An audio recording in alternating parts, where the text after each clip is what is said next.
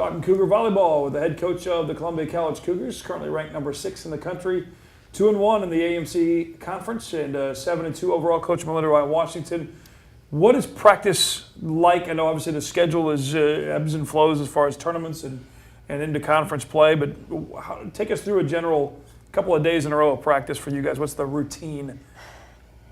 It's depending on the day it's after evolving. a match. It's evolving. You know, with every injury that we've had and players that we've lost, players that we've gained, we started out with a lot of fundamentals and just getting the new girls up to speed with what type of offense and what type of defense we were going to run. As soon as we lost Brooke, we had to change our game plan a little bit and slow our game down just a little bit. We're also working with a new setter, Liddy, so every time we make a change like that, it makes it a little bit more difficult. We're still in practice working a lot of fundamentals, but we started playing a lot more in practice. Scrimmage drills, +3 drills. We still stick with the fundamental serving and passing every day, which is you have to serve and pass in a rally score game or you can't survive. We still work fundamental blocking basics and defensive basics, but we've kind of started playing a little bit more the last week or so just because we need playing reps. We need game reps, game-like reps, so that the newcomers can understand when it's okay to make an error, why it's not okay in some situations to make a certain shot. Just game-like situations, we put them in situational play. Always a consequence, losers run or, losers have extension rolls or things like that. Everything, we try to keep things measurable no matter what we do. So if it's a skill drill, we'll have the clock running or we'll have a certain goal that they have to make in a certain number of repetitions. So we try to keep things measurable with all of our skill drills. And then when we play, of course, the scoreboard's up and we put them into situations. On the actual schedule, we talked earlier about the big tournament coming up that you'll play with Texas at Brownville and some of the other top-ranked teams. But talk about what are some of the few matches that are coming up and how you guys prepare for those individually. We're starting to get more scouting reports in. People have played 3 or 4 weeks now. We're starting to get film in on teams, starting to get more scouting reports and more cumulative stats.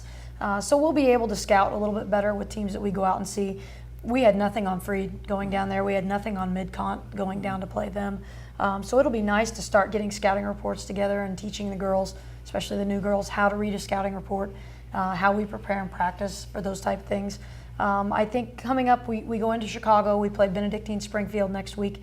We travel on from Springfield, Illinois into Chicago, and we'll play Indiana Wesleyan, Judson, Trinity Christian down there. And those are some decent games that should be, in a neutral site for some of them that we'll have some scouting reports on, and we'll be able to get prepared. In practice, we'll focus more on our game, I think, still. At least for the first half of the season, if not 3/4 of the season in, because we have so many things we have to put together still. And that's another part of the whole thing, not just the on the court, the classroom, the practice, but when you do a road trip to Chicago and all that it goes back to that chemistry.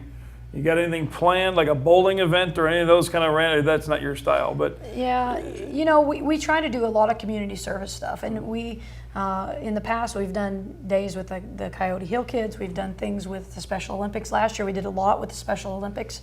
We're doing another Special Olympics event this year, but not until November. So we're actually searching. I've put it to all my girls to get out and find community service activities that they'd be interested in doing as a team or even as individuals. We really want to get out in the community and make a difference. So if anybody has any ideas for us, give me a call, give me an email, because we really want to stay active in the community. We've stayed active on our own campus with all the orientation activities and being involved with the new students here on campus. We have multiple girls on our team. I think Erin Pavlin ran a blood drive a few weeks ago here on the campus, and doing some other runs and things like that for different causes. But we want to stay involved in the community. So I think it's very important for this group, especially with all the new people, that we stay involved both on the campus and in the community. And those things are obviously for their own personal growth, right, as women and when they graduate and move on in the professional world. And it also helps when you have 8, 9, whatever it is, new people that are playing to help continue to mold that team and that chemistry.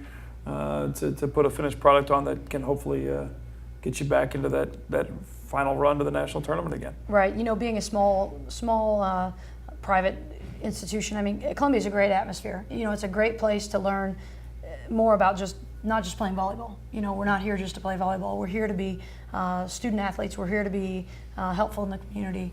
On this campus, you're able to do everything. You know, you can code all your classes, you can play ball, you can interact with the student life on campus. We have great options, you know, for activities on our campus, and then we can also get out in the community. You know, we share the city of Columbia with other institutions, more college students in town.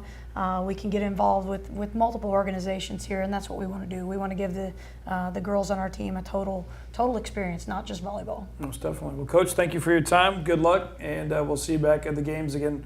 Southpaw coming up here, and the full schedule. And again, explore around if you haven't been on the new website yet, ColumbiaCougars.com. Check out all of the links to all the volleyball players and all the teams, videos and much more, as well as score alerts and all that good stuff. Coach, again, thank you very much. Coach Melinda Wright Washington talking Cougar volleyball here on the Coaches Show on Mediacom Channel 22 and ColumbiaCougars.com.